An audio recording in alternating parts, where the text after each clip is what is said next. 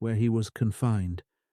For this purpose he stained his hair and his whole body entirely as black as jet, so that nothing was white but his teeth, and succeeded in imposing himself on the king as an Ethiopian minstrel.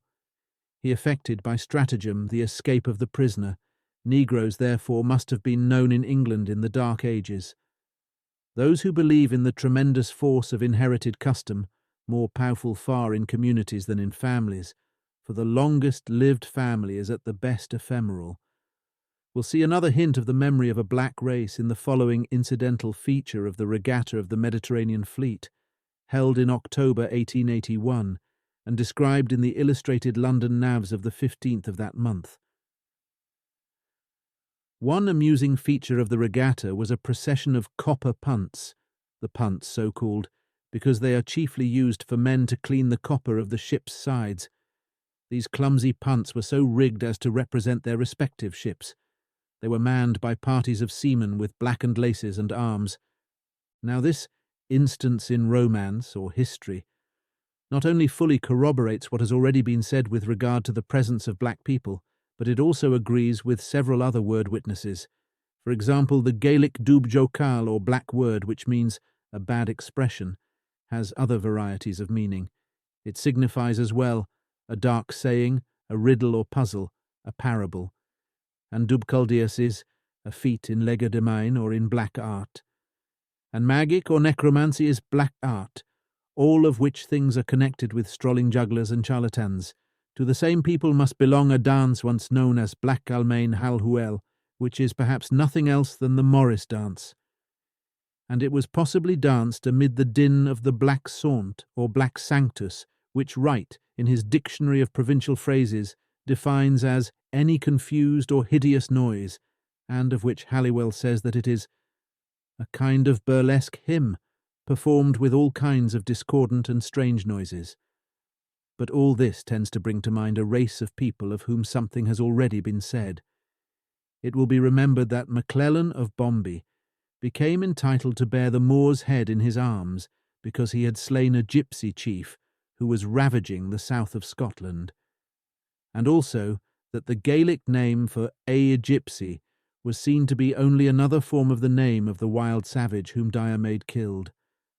Farther, this savage, and the Galloway gipsy, and the Irish rebels described by Derrick are all Ceutachs, or men with plaited hair, and the two last are known as men of swarthy skin, which may be predicated of the first as well, since Ceutach gipsy, in short, the three names describe one people, and this swarthy nomadic race is possessed of precisely the same characteristics as the black-skinned jugglers and minstrels who formed part of the substratum of the English nation in the Dark Ages, if there be any truth whatever in the adventure of John of Rampaine.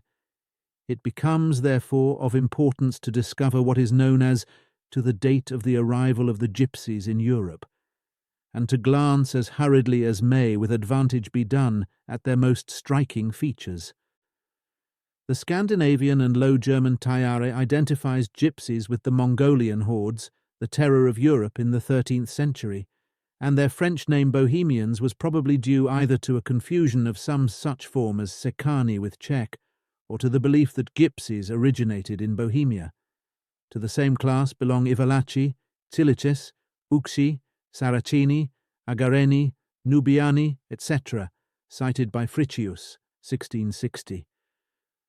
Their Scotch name Tinkler, which occurs in a charter of William the Lion, 1165-1214, is commonly held to be a mere variant of Tinker, but if its initial T correspond to Z, Kiev English 10, German Zeri, it comes very near the Italian Zingaro or Zingano, which, like the German Zigeuner, Czech Zingano Sigden, and Magyar Signy, is a form of the most widespread of all the Gypsies' appellations, Bulgarian Atzigan, modern Greek Arai Kavot or Adtiavos.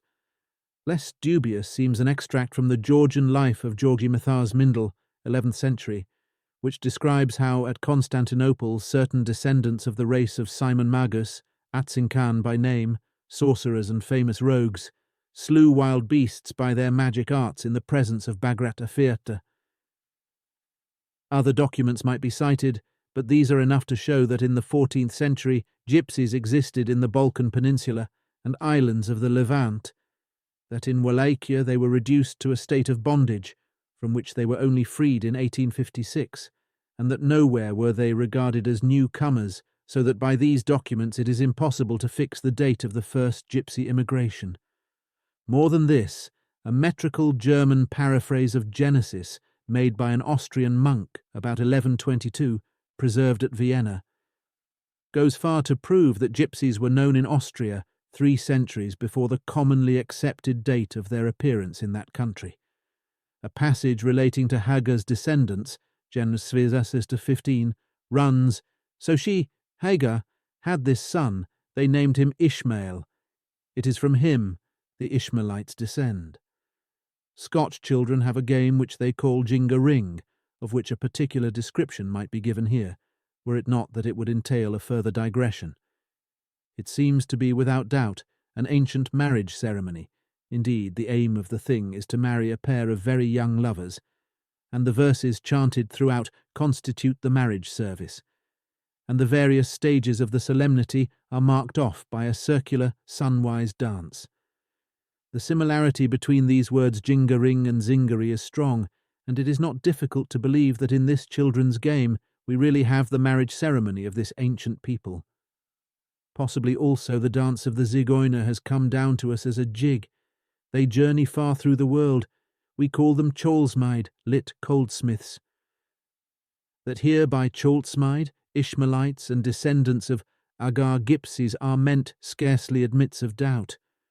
Late in 141-7 there came to Leineberg a band of 300 wanderers, black as Tartars and calling themselves straw.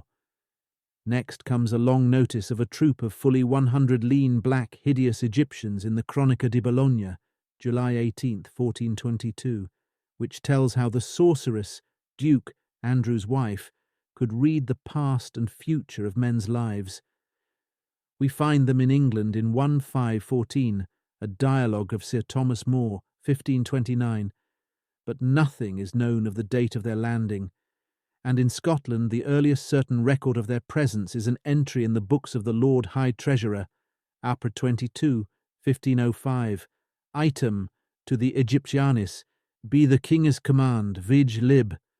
In a King of Romaes, Admas Gipsies, twice mentioned in entries of July 1492, as also in the Area of Grace, 1502, King Cristal, 1530, and the King of Chypre, 1532, one dimly recognizes 4 gypsy chiefs.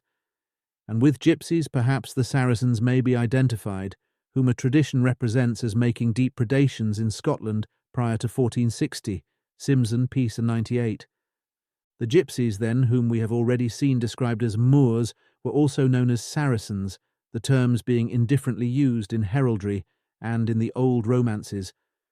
Nothing is known of the date of their landing in England, while tradition represents them as making depredations in Scotland prior to 1460.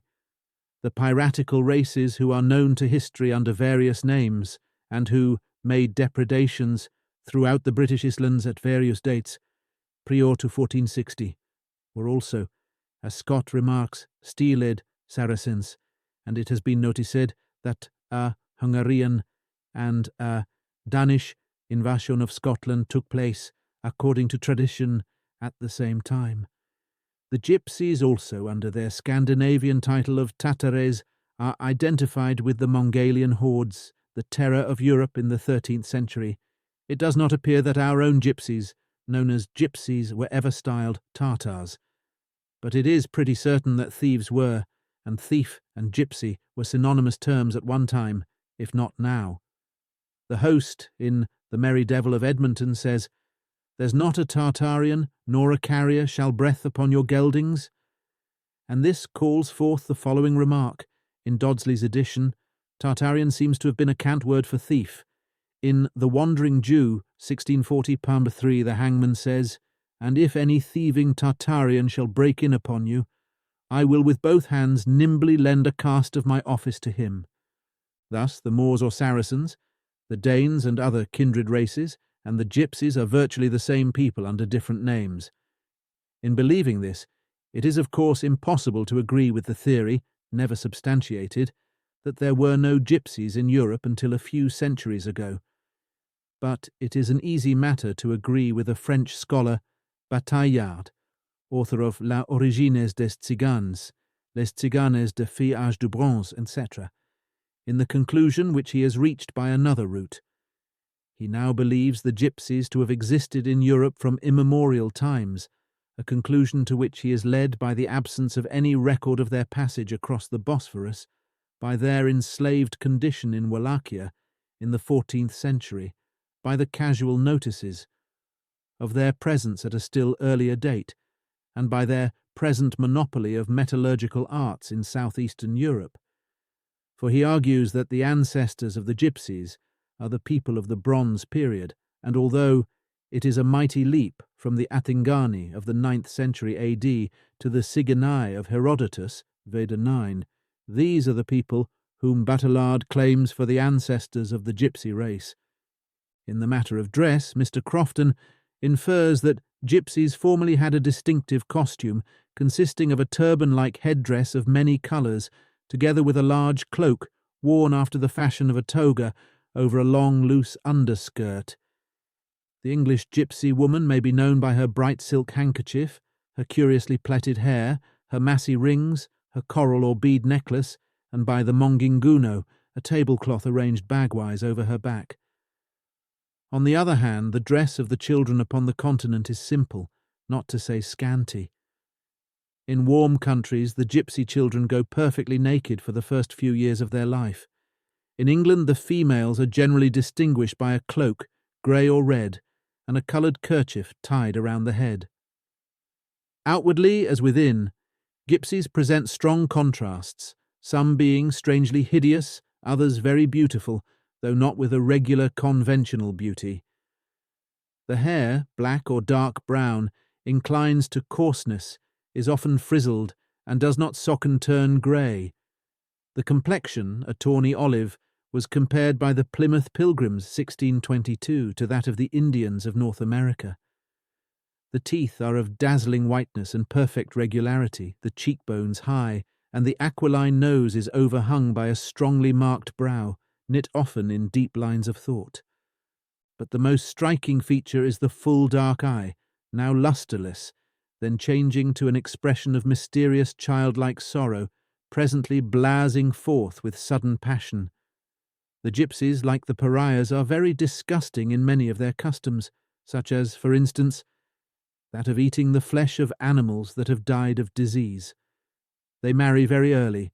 Boys of 14 and girls of 12 are often man and wife, nor is the closest propinquity any bar to their union. In mild climates they dispense with tents and congregate in companies in forests and deserts. In cold countries they find shelter in caves, or build huts sunk in the earth and cover them with sods laid on poles. In Spain and also in Hungary and Transylvania there are some gipsies who follow trades. They are innkeepers, farriers, and dealers in horses, smiths, nail-makers, tinkers, and menders of old pots and kettles, makers of wooden spoons, spindles, etc. And occasionally they engage in the labours of the field. They have a certain degree of natural talent for music, and are often respectable performers on the violin, flute, Jew's harp, etc. Their skill in this art is confined to instrumental music, particularly of the dance kind. In many places the gipsies support themselves by rope dancing and tricks of legerdemain, while the women find occupation in fortune-telling, the interpretation of dreams and the like. In the earlier part of life, particularly in Spain, the women are dancers, and when they grow older they invariably practice fortune-telling and chiromancy. Although these extracts may seem needlessly ample, they contain many statements whose importance will appear in the next chapter, if not in this. In this Zingari race, then, we see much to identify them with the vast prehistoric European people, of whom the Black Huns are a good enough type.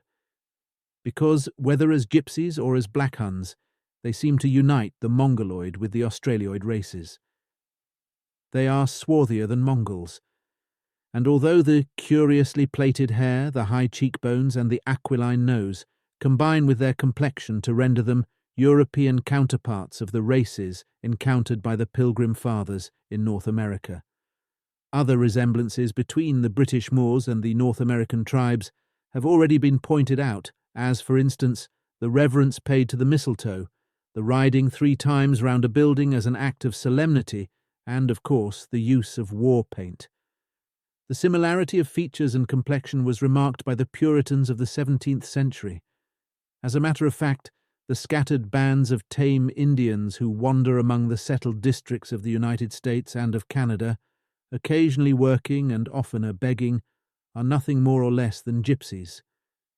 Yet the strongly marked brow of most, and the strangely hideous physiognomy of some of them, connect them again with that low type of man which has been classified as Australioid by Professor Huxley, and there is a great deal in the foregoing description to remind one of what has already been said regarding ancient Britons, with whom, as Moors, Saracens and Hungarians, or Ogres, or Cimbri, or Danes, they are historically identified, while the naked wild men living in caves, who were blubber-lipped and men with plaited hair, against whom the Celtic legendary heroes fought, are in all these respects gypsies, and under either name are one with the naked wild or black Irishmen, with their glibbed locks described by Derrick and Spencer, and again the ugly Moors of heraldry with their black skins, thick lips, and pearls pendant, are virtually the same as the ear-ringed black and hideous Egyptians who trooped into Bologna about 5 centuries ago. In such desultory glances over such a great extent of time, every allowance must be made for change in dress, customs, and physique, resulting from intercommunication and commingling with other races. Those be Egyptians were in all probability a branch of the Pagans of Prussia, who are said to have besieged Danzig under Udislaus Ingello in the year 1389, so that the strolling mountebanks and minstrels of the days of John of Rampaine, whether descended from pre-Roman Moors or from later black heathen invaders, were pretty clearly of this race. The legend shows them to be black, and to this very day you may see the racial characteristics in the earrings and gay colours of the nomadic, open-air juggler with his oily plaited hair, and perhaps also in the long side locks which are still dear to the Putney Pet fraternity, and in the Harkshi Salam with which the circus acrobat greets his patrons round the ring. Such conjectures as these are entirely corroborated by the statements made in a very faithful record of gypsy life, Simpson's History of the Gypsies. It is there, p. 39, stated on authority that, of the 14th century gypsies of Samarkand, some were wrestlers, others gladiators, others pugilists, while a description of certain English gypsies runs thus, Pip. 93-4. This chief and the 2 females were the most swarthy and barbarous-looking people I ever saw. The man had a profusion of black, greasy hair, which covered the upper part of his broad shoulders. He wore a high-crowned, narrow-brim med, old hat, with a lock of his black hair hanging down before each ear, in the same manner as the Spanish gypsies are described by Swinburne. His visage was remarkably dark and gloomy. This man, then, connects the Putney Pet with the Caillotash of the Hebrides, greatly separated though these are in time, and, in an account of the gypsies of the Pyrenees, quoted by Simpson p. 88, one sees again the same blubber-lipped race, the Saracens and Moors of tradition and of heraldry. The Gitano 3 are tanned like mulattoes. Their features are irregular. They have the mouth very wide, thick lips, and high cheekbones. All these Mongoloid features remind one again that the Scandinavians know the gypsies as Tartaris, which identifies them with the Ugrian races of Huns and others, and the following sketch of an Ugrian family, the Siberian Samoyeds, recalls Mr. Howarth's injunction to study them and their characteristics. If we would know more about the prehistoric races of Britain, those who have seen them affirm that no people on the earth make such shocking figures. Their stature is short, their shoulders and faces arc-broad, with flat broad noses, great blubber-hanging lips, and staring eyes. Their complexion is dark, their hair long and as black as pitch, and they have very little beards. The flat Tartar faces, remarked by Thackeray in the south of Ireland and visible elsewhere in the United Kingdom, may be derived from earlier Agathyrsi or later Danes, it has been suggested. For the Agathyrsi or Geloni, who were a tattooed nomadic people, were also Tartars. They are otherwise called Getai and Tartari, says the dictionary already extracted from, which though not entitled to be quoted as an authority, is a useful repository of some 17th century ethnological beliefs. And the writer adds, some take them for the Wallachians or Moldavians, which last two names agree with the Wallachi of Fritius and the Bothmiais of the French, two of the titles by which the Gipsies are designated, and an old statute of Denmark which curtly ordains that the Tartar Gipsies, who wander about everywhere, doing great damage to the people by their lies, thefts, and witchcraft, shall be taken into custody by every magistrate, indicates a firm conviction as to their nationality. Their qualities and attributes are everywhere the same.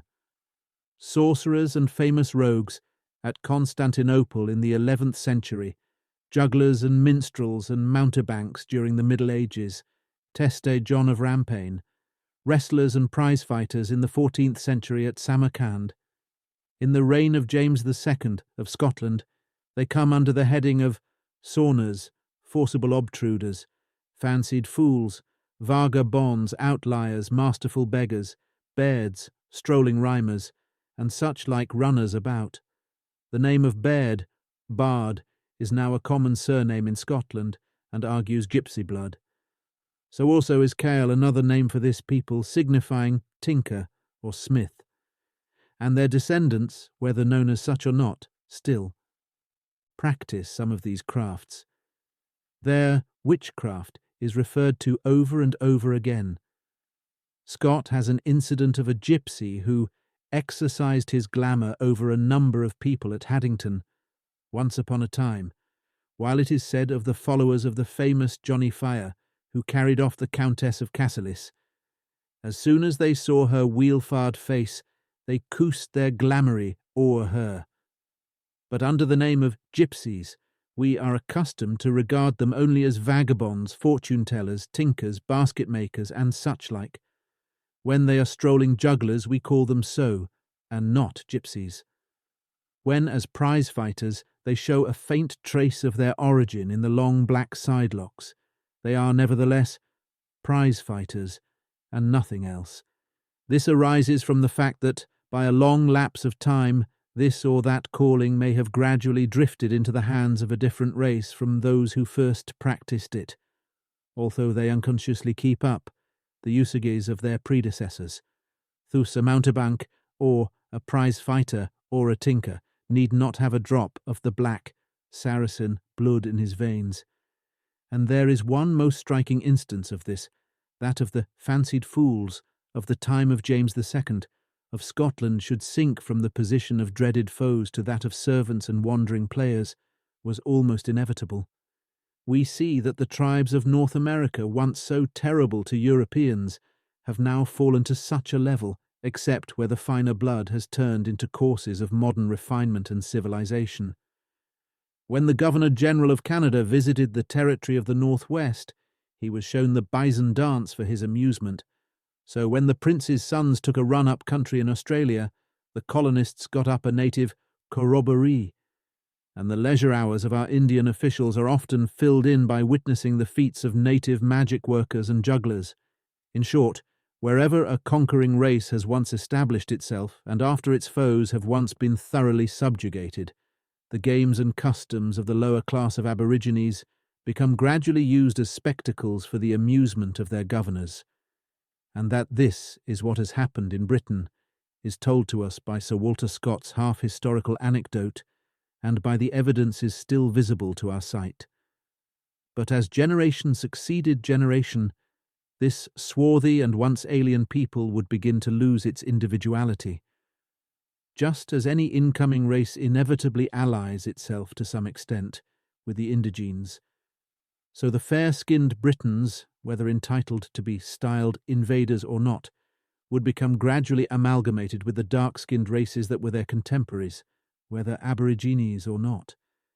And indeed that this was so is shown by 1,000 recorded instances of intermarriage, so that in course of time although the sports and dances of the common people would still be maintained for the entertainment of their overlords, it would become more and more difficult to find full-blooded blackamoors to enact them, and their places would, at first occasionally only, be filled by others, until this curious result would eventually come about. We should see men of white skins putting on the white pigment with which their swarthy predecessors had bedaubed their faces. We should see them painting over this the black and vermilion characters that mark the ancestral caste, on the cheeks and head like the redskins, on the forehead and between the eyes like the Hindus. Because the ugly, wide, blubber-lipped mouth had gradually vanished, we should see them widening theirs and thickening their lips by artificial means. Because they no longer shaved their heads or cut their hair fantastically, we should see them wearing tufted cowls or wigs of strange and grotesque fashion. And to these men, as also to the clumsy and inferior castes employed as serfs and labourers, there would still attach the common appellation, clowns. Since the above was written, I have observed that Mr. Tyler, in his Anthropology, states that the circus clown is, in all probability, a survival of Pietism. While, therefore, the above deduction is not a novel one, it has at least the value of an independent conclusion. In the words clown and buffoon, one sees plainly the low satyr nature of the Huns, or of their forefathers, the demons of the Scythian desert. The primary meaning of the first of these words seems to have been a man of brutal disposition, although nowadays the uncouth gesturies and misshapen limbs of the race so styled, as exemplified in the Huns of Gibbon and last century's Samoyeds, are the only features indicated by the word as applied to awkward people of any descent. So also a buffoon meant originally something more than a mere farceur. Dr. Johnson gives, as one meaning of the word, a man that practices indecent raillery, and he supports this definition by a couplet of Garth's: the bold buffoon, bold signifying, of course, brazen-faced, their motion mimics, but with jest obscene. The pantomimes, or dumb actors, who performed before the ancient Romans bore precisely the same character, so much so that, in speaking of the language, plays, and ludicrous expressions of the Osci, a nation of buffoons inhabiting the district between Campania and the country of the Volsci, Lempriere states that, from their indecent tendency, some suppose the word obscenum, quasi osinum, is derived. And since this low-natured race was of black complexion, known as such in its Black Hun and Samoyed branches, and presumed to be so elsewhere, it is no wonder that, as we have seen, the adjective black, whether in Gaelic or in English, has in one of its phases become a synonym for everything debased. Even yet you will see in such a modern dictionary as Ogilvy's, although the expression is surely half forgotten, that black-mouthed signifies the using foul or scurrilous language. It is the English equivalent of the quality expressed by the Gaelic dubifocal. It betokens again the chunarum impudica. These monkey-natured, dimly seen European races have happily disappeared as a distinct type. They have bequeathed to us some of their absurd and irrational, savage and senseless, hideous and revolting tales and fancies, but they themselves are extinct as a separate people. It may be that their lowest qualities are inherited by a few straggling representatives, but these can be referred to hereafter. It would be utterly absurd to entertain for a moment the idea that swarthiness of skin among modern British people indicates anything whatever of that evil nature. Whencesoever their brown complexion has come to them, the melanochroi of this century have nothing of the moral deformity of the Hun in them, no more than the Xanthochroi at any rate. One cannot look into the records of the last century travellers among the Scottish Highlands and Isles without seeing that, wherever the swarthy skin of certain tribes has called forth a remark, there is almost invariably on the same page an involuntary tribute to their courage, virtue, and high-mindedness. There is no higher type than theirs anywhere. Such an ancient race river as the black European has, without doubt, spread out into a many-branching delta long before our time, and clowns and gypsies are only two of its channels. The former, it is true, only represent certain characteristics without inheriting the blood. That a society or profession may continue the customs of its founders long after their descendants have died out is so evident that it is almost unnecessary to cite other examples of this tendency. No better one than our navy could be found. In Alfred's days, says an authority on the subject, Mr. Grant Allen, it had to be wholly re-established, having gradually dwindled away to nothing prior to his time, and Alfred's new navy was manned entirely by one race, the Frisians. Thus it is that British sailors have inherited many customs and phrases peculiarly their own, and not belonging to landsmen at all. These they inherit by virtue of office, and not of blood. Whatever be the lineage of a British sailor, so soon as he becomes a sailor he acquires certain customs, notably that of tattooing, traditions, and forms of speech. The Frisian people are nowhere, but their customs have survived 1,000 years. But the latter, though in a modified and fragmentary fashion, do retain a good many of the distinctive features of character, of physique, and of custom, belonging to their Negrito-Mongoloid ancestors. The Druidesses of 2,000 years ago, who arrogated to themselves the power of forecasting the future, were certainly the prototypes of the fortune-telling gypsy wives of today, and both of these have a strong affinity with those descendants of the race of Simon Magus, Atzincan by name, who were accounted sorcerers and famous rogues in the 11th century, when they slew wild beasts by their magic arts at the court of Constantinople. The Gaelic speech asserts this affinity strongly. Druidheacht, literally Druidism, is rendered nowadays witchcraft, and ban Draoid, a Druidess, is also a witch. But gypsy hags are not the sole repositories of the mysteries of the Druids, although they and their acquirements represent a certain phase of the Druidical system. Just as the swarthy colour of the Pictish Moors, while forming a distinctive characteristic of their gypsy descendants, asserts itself also in all the dark-skinned millions of educated and peaceable people in the modern British nation, just as the arts that distinguished the Austrian goldsmiths and the metal workers of Cornwall, while still possessed by the wandering tinker, are displayed in their real strength, and in a vastly greater degree, in the great ironworks and armouries that have made us famous.